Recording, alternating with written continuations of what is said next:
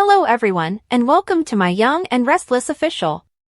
I hope everyone is having a wonderful day. Before we begin, please hit the subscribe button and give this video a thumbs up. Holden helped Audra escape an uncomfortable situation with some ungentlemanly investors, and Audra told Nate that she had dated him for a short time in Los Angeles.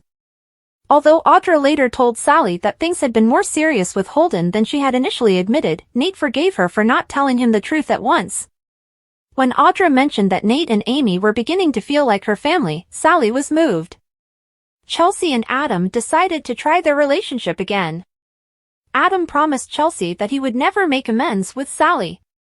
Adam and Chelsea kissed passionately after he surprised her with a handmade dinner, but she resisted and insisted on taking things slowly. Over dinner, Lily and Damien talked about their pasts, but she made it obvious that they weren't going on a date. Victor asked Michael to assist him learn more about Aristotle Dumas in order to protect Lily. When Nick and Mariah couldn't get in touch with Sharon, they became concerned. After comparing notes with Daniel and Summer, Nick and Mariah discovered that Sharon had vanished around the same time that Phyllis had.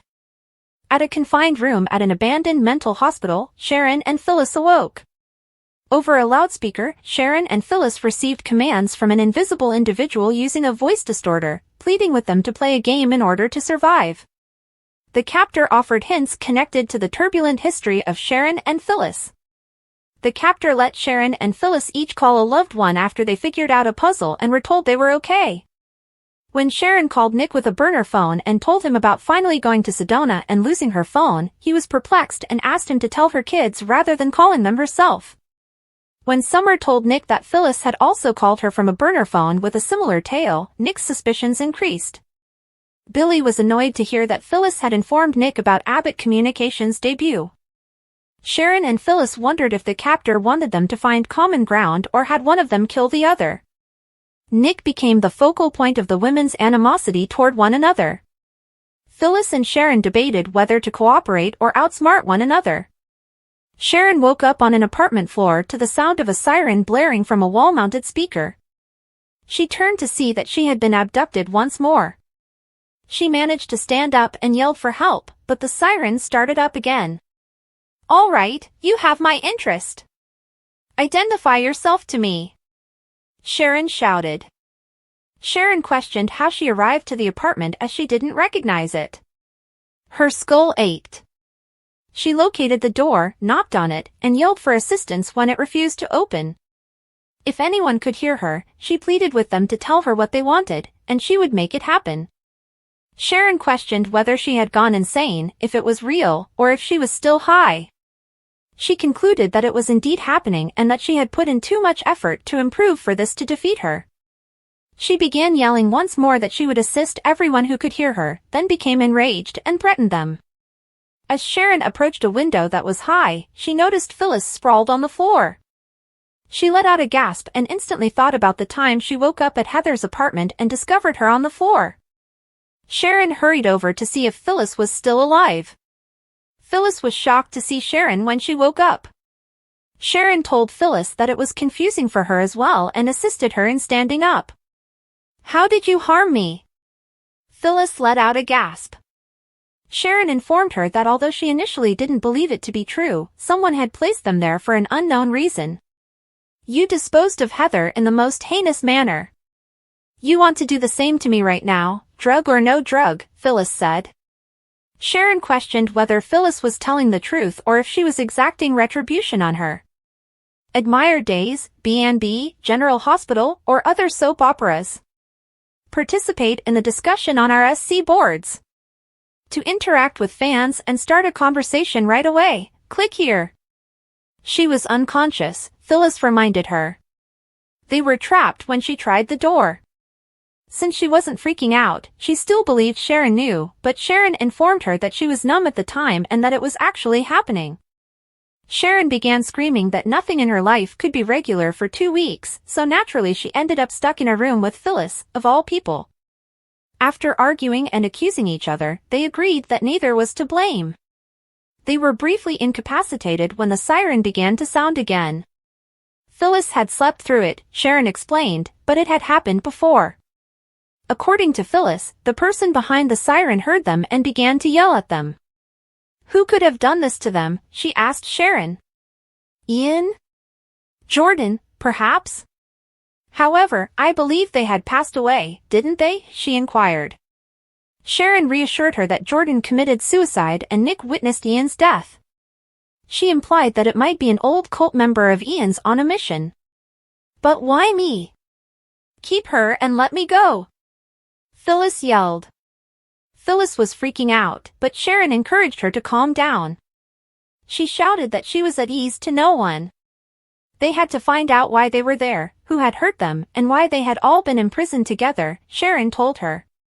Sharon said, it's definitely not because we're friends. Perhaps that is the purpose. Perhaps all they want to do is watch us murder each other, Phyllis said. The clip snapped and jammed the lock when Phyllis attempted to pick it. As Sharon started examining the books on a shelf, she and Sharon kept insulting each other. They all acknowledged that they were on the grounds of Havenhurst Psychiatric Clinic. Sharon stated that until they discovered who had taken them there and why, they would not be allowed to go. Phyllis sarcastically smiled at the speaker, saying, "Jerk, problem solving is my superpower." Phyllis and Sharon sat down. It was dark outside, and Sharon questioned whether it could have been the same night that she had visited Crimson Lights and gone to run errands.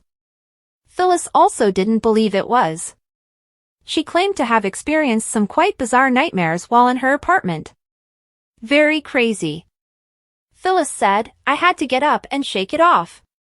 I was also experiencing weird dreams, Sharon recounted. They had to knock them out to bring them there, so she wondered whether they had both previously been drugged. Phyllis mentioned that the following morning, she was expected to eat breakfast with her children. Sharon was relieved that they would be aware of her disappearance, but Phyllis was concerned that Daniel and Summer may believe she had simply disappeared once more. Phyllis became hostile when Sharon attempted to reassure her, telling her not to pretend that she cared. Although Mariah might have attempted to get in touch with Sharon regarding Cassidy initially, Sharon was unsure of how long they had been gone and believed Faith was gone.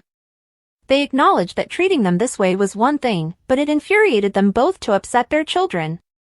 Phyllis and Sharon started insulting one another again while they searched for their phones.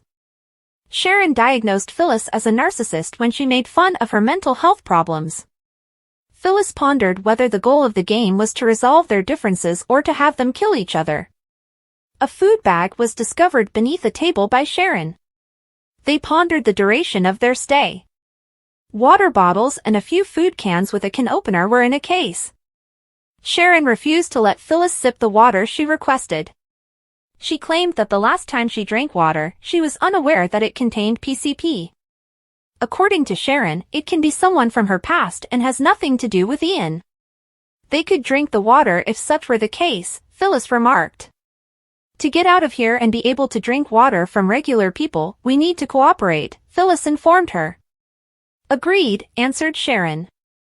She resumed opening the supermarket bag containing the canned items. Phyllis remarked that it must have been awful for Sharon to be this composed in the sewage. So Ian's plan was to get rid of you so he could once more act as Mariah's father figure? Phyllis inquired. Sharon clarified that only Ian and Jordan could understand the idea. At least Ian was in hell, she reasoned, where he belonged.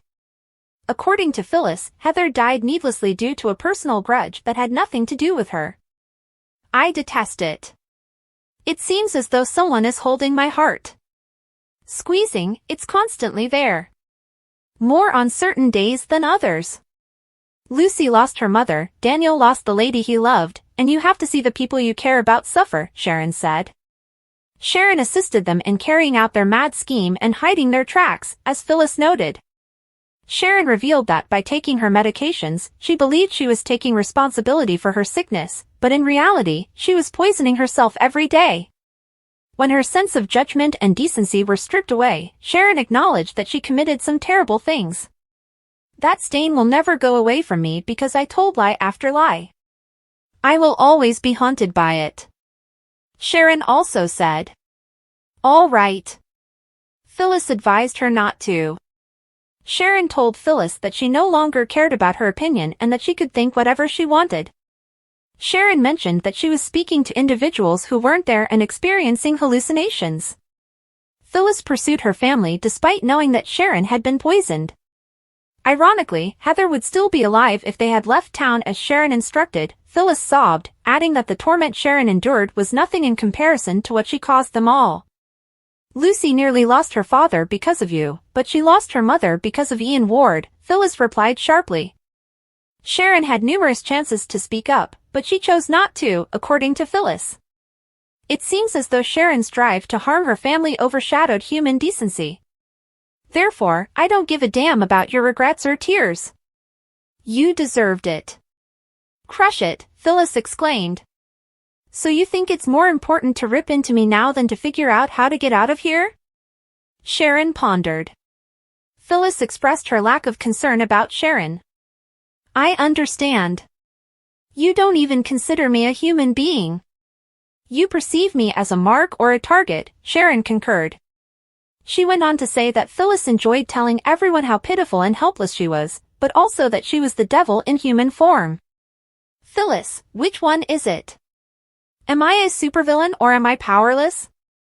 Sharon was curious. Both, said Phyllis. She added that she had observed her and that she could dump a body into the river, but she could also cry and be modest depending on what Sharon wanted or who she wanted it from. Because she was a bully, Sharon claimed that Phyllis might have used that energy to help them find a way out of there, but she was powerless and had to vent it on Sharon. Phyllis didn't have the excuse of PCP in her system, this was just who she was, Sharon observed. She likened it to the time Phyllis pretended to be dead because she valued her vengeance over her kids. I can hold contempt, Sharon screamed, but it took poison in my blood to let it out. But you are the poison with you, yelled Sharon. She asked Phyllis if she wanted to leave so they wouldn't have to talk to each other again. Phyllis claimed that she wanted nothing more than to leave and take Sharon out, but she believed it was what they desired. Phyllis sobbed, expressing her want to leave and visit her children. Phyllis concurred that they should cooperate, but the siren began once more before changing to a different tune. Sharon believed it might be a hint and tried to persuade Phyllis to stop screaming at whoever was playing it so they could hear. Sharon asked Phyllis to consider where she had previously heard the music, but she freaked out again and stated she didn't care. She claimed that they deliberately chose the music, but Phyllis lost it, yelling and hammering on the door that she would mutilate whoever was torturing them when they left. Sharon gasped as the music ceased. She admitted to Phyllis that she had erred in making such a threat.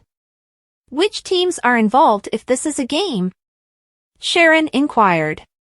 Phyllis informed her that whomever took them was up against them. Phyllis remarked, they have no idea what we're capable of. We will then need to demonstrate it to them. Phyllis, what are your thoughts? Would you like to play? Sharon inquired. Yeah, why not? Phyllis concurred. Together, they made their way to the center of the room and turned to face the speaker. All right, we're paying attention. Which rules apply? Phyllis yelled, let's get going. Through the crackly speaker, they heard a man laugh and say, now we're getting somewhere, and they gasped. Phyllis inquired about their name. Not significant. You two are the focus of this. Yes, you must play this game as a team, he added. Sharon inquired about the objective and the method by which they would determine their victory. What is the reward? Phyllis posed a serious query. The voice said, remaining alive. Sharon assisted them in carrying out their mad scheme and hiding their tracks, as Phyllis noted. Sharon revealed that by taking her medications, she believed she was taking responsibility for her sickness, but in reality, she was poisoning herself every day. When her sense of judgment and decency were stripped away, Sharon acknowledged that she committed some terrible things. That stain will never go away from me because I told lie after lie. I will always be haunted by it. Sharon also said. All right. Phyllis advised her not to. Sharon told Phyllis that she no longer cared about her opinion and that she could think whatever she wanted. Sharon mentioned that she was speaking to individuals who weren't there and experiencing hallucinations. Phyllis pursued her family despite knowing that Sharon had been poisoned. Ironically, Heather would still be alive if they had left town as Sharon instructed. Phyllis sobbed, adding that the torment Sharon endured was nothing in comparison to what she caused them all.